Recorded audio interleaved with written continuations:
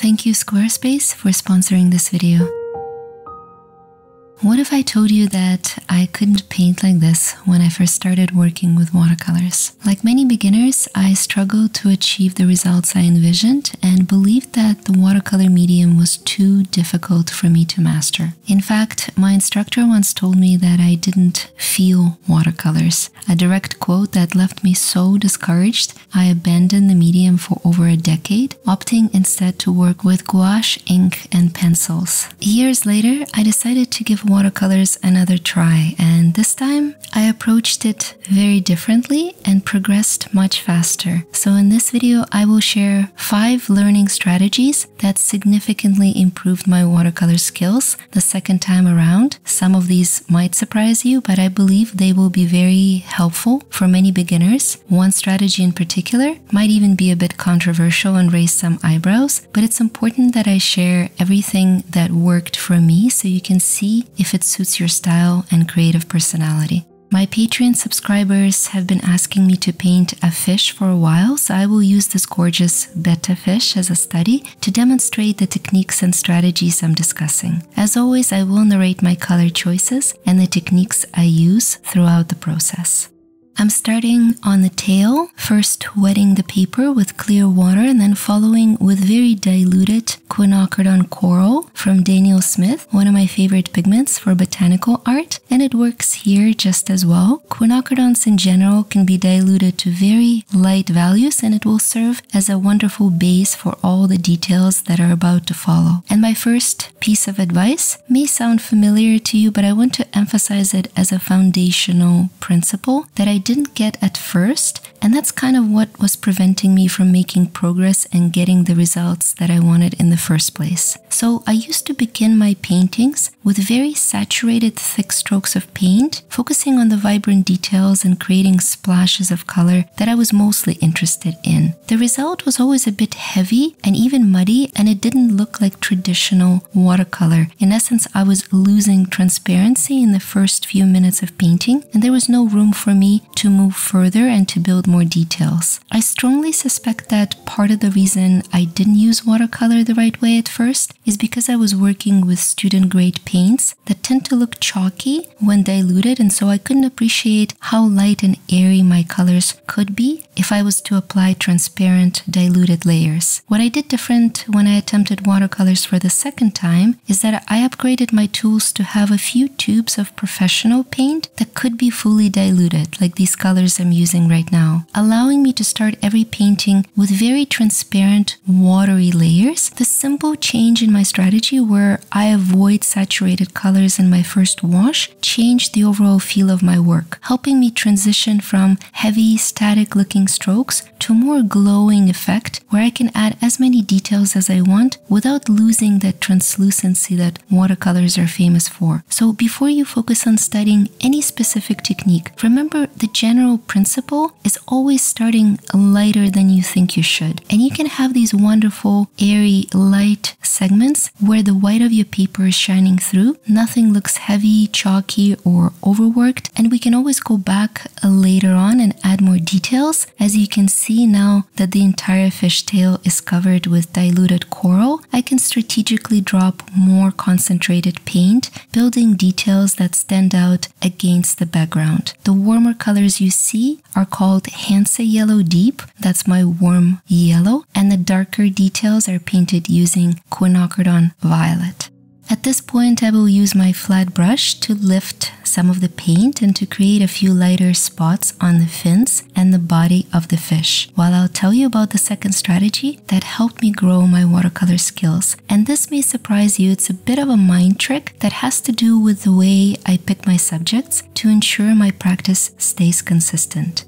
So when I first attempted watercolors, our teacher would give us still life subjects to practice on. There's nothing wrong with still life. You can learn all the techniques you need by painting fruit plates and vases. However, I found it incredibly boring, to the point that starting a painting always felt like a chore. I just wasn't interested in the subject matter, and as a result, I didn't progress because I just didn't practice enough. What worked for me the second time around, when I was much older, was only painting the things I was was attracted to. For whatever reason, it was fish, like the one I'm painting right now, and flowers. As long as I picked up a brush, I told myself I could paint whatever I wanted that day, ignoring the landscapes, the still life, and everything else that I found tedious early on. I have an entire video on my first sketchbook. I will link it in the description below, and you'll see that it's covered in whimsical compositions, mostly featuring my favorite fish and some flowers. It was that sketchbook where I only painted what I wanted that made me believe I did actually understand watercolors, despite what my teacher told me in the beginning. It sounds kind of obvious, but the key to understanding the medium is having a consistent painting experience, which in reality can get a little tedious. No matter what medium you're learning, no one wants to treat painting as a chore. But when you paint what you love, you start approaching your mistakes and challenges with curiosity, and you overcome that natural resistance. At least that's what I found in my experience. I'm not saying you need to paint fish or flowers at all. You can paint faces, animals, fantasy scenes, landscapes, dragons, or famous characters, whatever you like. The point in the beginning is to pick a subject matter that you really enjoy bringing to life with the medium of your choice, something that excites you to paint. Don't worry about what traditional curriculums tell you to do. You don't need to paint an apple if you don't like apples. At the start of your watercolor journey, every painting you make is an opportunity to get to know your medium, to really get a feel for what you can achieve with your brush on paper. I believe that what you're painting matters very little at this stage if you consider the importance of the act of learning itself. I realize that some of you may have objections at this point, and I agree, tackling specific topics like facial anatomy, atmospheric landscapes, or even just painting a sphere to learn about shadows is super important in academic learning. You can sprinkle those exercises throughout your practice. What I'm trying to say is that for majority of people, the biggest struggle may be precisely the structured approach to watercolor study that creates a bit of tension and makes the learning journey feel maybe a bit boring and almost unattainable. For me, this structured approach didn't work. I felt discouraged and gave up. I stopped wanting to learn because I didn't enjoy the process of learning, which is actually the worst thing you can do because you deprive yourself of the true joy that's always present in the process of creation. And there are likely other ways to overcome this issue of being bored with consistent practice. I'm just sharing my personal experience and what worked for me. The wonderful part of it all, and why I believe this approach might resonate with some of you, is that once I painted a million different fish and flowers, I got so comfortable with my brush that still life and landscapes were no longer intimidating at all. In fact, after a few years of painting only what I wanted, I felt empowered and excited to tackle a portrait and other subjects, bringing everything I've learned from painting my favorite things to a different area. I went back to more academic subjects to fill the gaps in my knowledge and get a deeper understanding of some of these more advanced techniques, but it came from a place of excitement and confidence instead of boredom and insecurity. I hope that makes sense. Now, before I add more details and show you how I created the intricate petals, allow me to tell you very briefly about the sponsor of this video. Squarespace is a very powerful online platform, the one I'm currently using to build my illustration portfolio and to organize all the different products and services that I offer as part of my creative practice. The most impressive feature by far is their guided design system. They call it the Squarespace Blueprint. It's super easy to use. You don't need to be an expert in web design. Simply choose one of their beautiful professional layouts, adjust the flexible templates as much as you want. You can add text, images, video, courses, and even online memberships directly on your website. And your website will automatically be optimized to look great on any phone or desktop computer, so your work can get discovered more often and by more people. Visit Squarespace for a free trial and use my custom link to save 10% off your first purchase of a website or domain. Now that the first light wash of color is ready, we can finally focus on the details, the eyes, the scales, some of the more intricate lines on the fins, and here we can definitely use more saturated color, applying the brush strokes using so-called wet on dry method of painting, meaning we're glazing color on top of a completely dry wash. As I'm moving from one segment to another, I will mention that I'm bringing in a new pigment called Perlin Violet. violet. It's that rich brown that you see me apply on the shadow segments, and also some of the more crisp, elongated lines that I'm going to draw on the tail. I'm still using that same quinacridone coral and quinacridone red, maybe a bit of a warm pigment called Windsor Orange Red shade, just testing different color combinations for now, keeping in mind that not all of these colors are necessary, but this is a study where I get to test everything I want, and if things go wrong or if I'm unhappy with some of these color splashes, it's completely fine. I'm not aiming for perfection here. In fact, I'm not stressed out at all because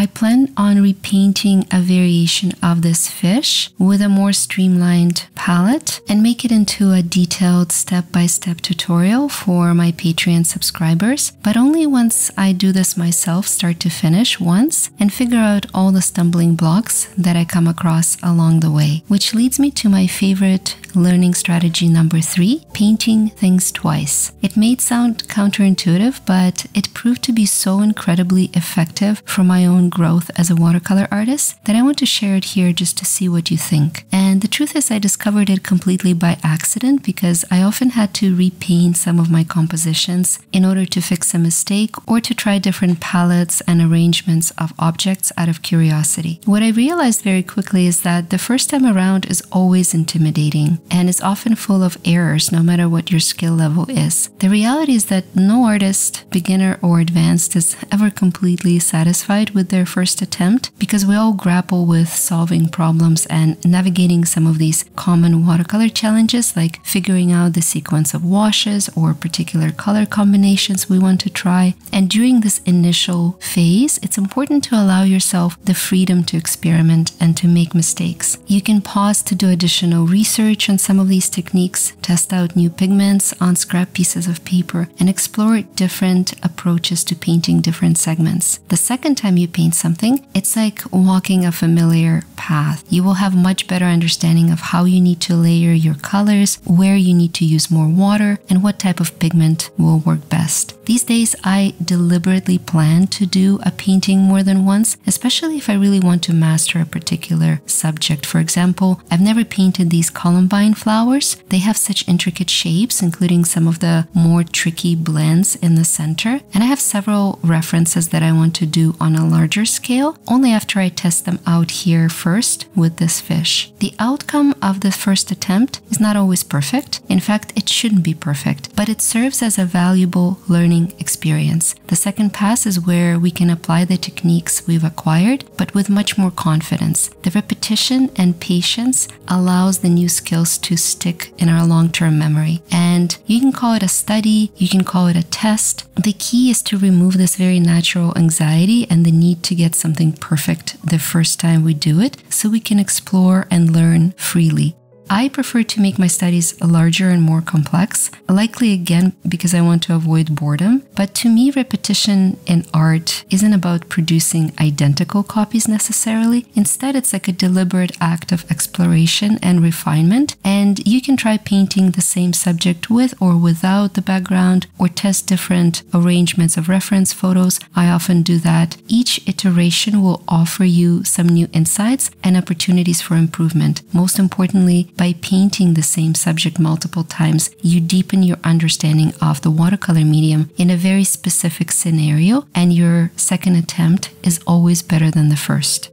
My strategy number 4 for better learning will probably result in some negative comments, but I'm just going to come out and say it for the sake of transparency, and I will explain my rationale. So if you want to progress with watercolors, you have to paint on 100% cotton paper. I know it's very expensive, but the truth is most of the traditional watercolor techniques simply don't work on mixed media or student grade paper, and it's really heartbreaking to see a beginner think that they're not making any progress, or maybe they're lacking skills after months of practice, when in reality they're painting on the wrong surface and might never be able to achieve the results they want. It's literally what happened to me, because as soon as I bought my first set of Arches paper about 10 years ago, I felt like I started painting better overnight, when in reality nothing changed other than I was finally applying my paint the way it was meant to be applied. And I'm not saying that Arches brand is the best. You can look for other brands Winsor & Newton, for example, is excellent too. But the key is to paint on 100% cotton. And I've heard another YouTube artist here make this point in a more sort of gentle and maybe cheeky way. She called the video something like the best kept secrets of your favorite YouTube artists, and basically discussed how your favorite watercolorists and teachers that you see on social media work on cotton paper to ensure their colors are vibrant and their washes are smooth. So don't ignore this aspect, and I'm not saying cotton should be used for every piece of work. I keep a stack of 50% cotton blend, which is much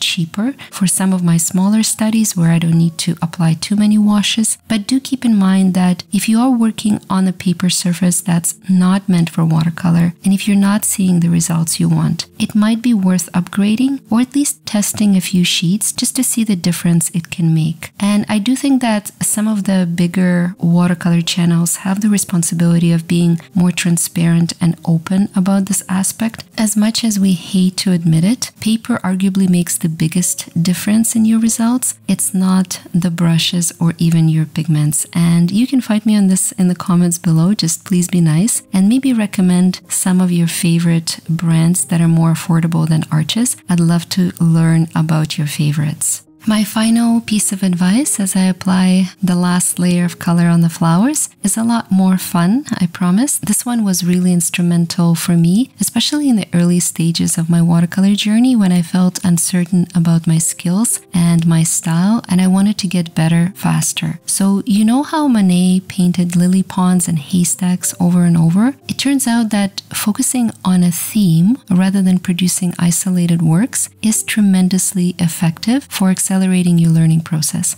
I highly recommend working within a series as a structured framework for your watercolor growth, and I'll give you a couple of examples from my early days. So one of my first watercolor series was centered around the English alphabet. Being interested in botanical work, I decided to select a flower for every letter and to practice different watercolor techniques on small sheets of paper, gradually introducing new pigments as my confidence grew with each painting. And this structure and discipline of working within a series provided a sense of purpose and clarity, making it easier for me to maintain continuous practice for months at a time. I also did a bunch of flower fish compositions, just like the one I'm painting here. And in retrospect, it's fascinating to see the evolution of my style as I moved from basic application of watercolor and ink to more complex glazing techniques and multidimensional compositions. Another series I did was the 12 Signs of Chinese Zodiac. I worked on this for almost 3 years, made a ton of mistakes, learned a lot, both about watercolor medium, but also about my own style and the type of work I preferred. And by the end of the series, I was confident enough to start working as a commercial illustrator. Some of you may know me as a designer of Canadian money, but I also do a lot of other colorful stuff. And I was even invited to do my first solo exhibit in Hong Kong, featuring just this series of animals and birds. And the best part of this approach is that it removes the common challenge of having a creative block, because you always have something to focus on next, and it lets you stay focused for a long time. So I want you to try this approach, especially if you feel stuck about what to paint, and you don't need to come up with your own theme. There are many themes and challenges similar to Inktober that you can join online and follow the prompts for 30 days or 100 days. The key is to dedicate yourself to exploring a subject for an extended period of time. And believe me, when I look back at my own series, all I see is mistakes and things that I could have done better, but what I also see is progress, and that's the most important thing. That's all that matters, really. It's not like we have a final destination when it comes to watercolor or any other medium, and that's sort of what I've been trying to tell you throughout this video. Most strategies I mentioned have a common theme. They help me practice consistently for years, and I'm still learning every time I pick up a brush. The reward is a journey itself, and I guarantee you that progress is inevitable as long as you structure your learning in a way that works for you and your personality. With consistent practicing, you can take your love for watercolor as far as you want and become a commercial illustrator like me, or simply get to the point where you can paint any flower or portrait exactly the way you want. I have so much to learn still, and I'm really enjoying documenting documenting my progress on this channel and sharing everything with you. So thank you so much for watching and painting with me. Let's keep practicing, and I will see you soon.